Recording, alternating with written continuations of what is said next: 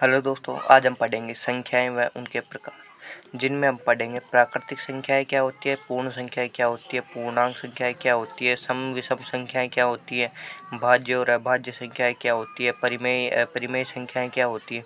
तो आज हम इन सभी संख्याओं के बारे में पूर्ण रूप से पढ़ेंगे। तो चलिए दोस्तों शुरू करते हैं। तो सबसे पहले हम पढ़ेंगे प्राकृतिक संख्याएं, अर्थात वे संख्याएं जो एक से शुरू होकर अनंत तक जाती हैं। जैसे उदाहरण के लिए हो गया एक, 2, 3, 4, अर्थात एक से शुरू होने वाली संख्या कैसी होंगी, प्राकृतिक संख्या, और ये अनंत तक जाएंगी। अब उसके बाद में आती है पूर्ण संख्याएं। पूर्ण संख्याएं कैसी, यह संख्या जीरो से शुरू होती है। तो इसमें और इसमें फर्क क्या है कि यह संख्याएं एक से शुरू होती है और ये पूर्ण संख्याएं जीरो से शुरू होकर अनंत तक जाती है। तो जैसे 0, 1, 2, 3, 4, 5, 6 ऐसे हो गए अनंत तक। अब उसके बाद में आती है पूर्णांक संख्याएं। पूर्णांक संख्या अर्थात धनात्मक और ऋणात्मक वाली पूर्ण संख्याएं।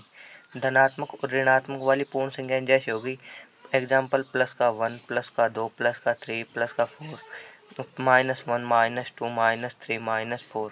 तो ये सारी संख्या कैसी है, पूर्णांक संख्या। अब उसके बाद में आती है सम संख्याएं। सम संख्या जिन संख्याओं में इकाई का अंक क्या हो, 0 हो, 2 हो, 4 हो, 6 हो, 8 हो। तो ये सारी संख्याएं कैसी हो जाएंगी, सम संख्याएं। एग्जाम्पल के लिए हम लेते हैं 20 हो गए, 32 हो गए, 44 हो गए, 56 हो गया, 68 हो गए। तो ये सारी संख्याएं कैसी है, सम संख्या। अब उसके बाद में आती है विषम संख्याएं। जिन संख्याओं में इकाई का अंक 0 हो, 2 हो, 4 हो, 6 हो, 8 हो, अर्थात ये नहीं होने चाहिए, तो वो सारी संख्या कैसी हो जाएंगी, विषम संख्या।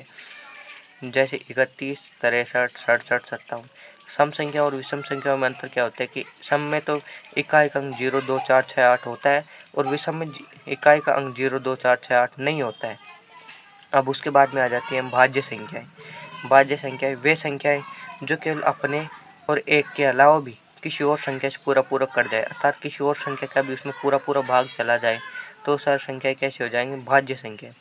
उदाहरण के लिए हो गया 12, 21, 32, 18। इन 12 में देखो जैसे 2 का भी जाएगा, 3 का भी जाएगा, 6 का भी जाएगा और 12 का भी जाएगा और 1 का भी जाएगा। ऐसे अब उसके बाद में आती है अभाज्य संख्याएं।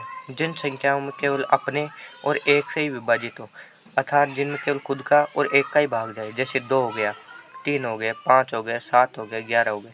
तो इन सभी संख्याओं में केवल खुद का जाएगा या फिर एक का जाएगा। अब उसके बाद में आती है अपरिमेय संख्याएं। अपरिमेय संख्याएं कैसी होती है, जो संख्याएं रूट में ना हो, अर्थात जिन संख्याओं में अंडर रूट नहीं लगा हुआ होना चाहिए।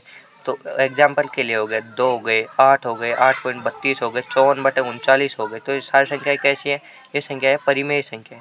अब उसके बाद में आती है अपरिमेय संख्याएं। वे संख्याएं जो रूट में हो, अर्थात अंडर रूट की फॉर्म में हो। जैसे हो जाएंगे अंडर रूट 2 हो गए, अंडर रूट 3 हो गए, 2 + अंडर रूट 3 हो गए, 5 अंडर रूट 3 हो गए, 4/√3 हो गए। तो ये सारी संख्याएं कैसी है, अपरिमेय संख्या है। तो परिमेय और अपरिमेय में फर्क हो गया कि जिनमें रूट नहीं होगा वो संख्याएं होंगी परिमेय और जिनमें रूट होगा वो संख्याएं हो जाएंगे अपरिमेय। और दोस्तों एक क्वेश्चन आपके एग्जाम में लगातार पूछा जाता है कि पाई एक कैसी संख्या है। तो दोस्तों आपकी जानकारी के लिए बता दूं, पाई एक अपरिमेय संख्या है। इसको नोट लगाकर लिख लेना, पाई एक अपरिमेय संख्या है।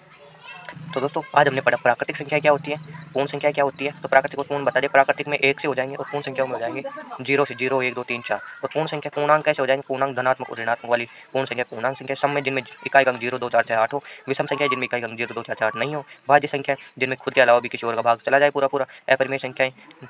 इसके बाद में हमने पढ़ा था अभाज्य संख्या। अभाज्य संख्या अर्थात जिनमें केवल खुद का भाग और एक का भाग है वो अभाज्य। अब उसके बाद परिमेय संख्या जिन्हें अंडर रूट के फॉर्म में नहीं लिखा जा सकता वो परिमेय। और अपरिमेय जिन्हें अंडर रूट के फॉर्म में लिखा जा सकता वो कैसी संख्या हो जाएंगे, अपरिमेय संख्या। अपरिमेय संख्या। और हमने एक नोट लगाकर लिखा है कि पाई एक कैसी संख्या, तो पाई एक है अपरिमेय संख्या। तो दोस्तों अगर ये वीडियो आपको अच्छी लगी हो तो इसको लाइक सब्सक्राइब करें और कमेंट में जरूर बताएं वीडियो कैसी लगी। धन्यवाद।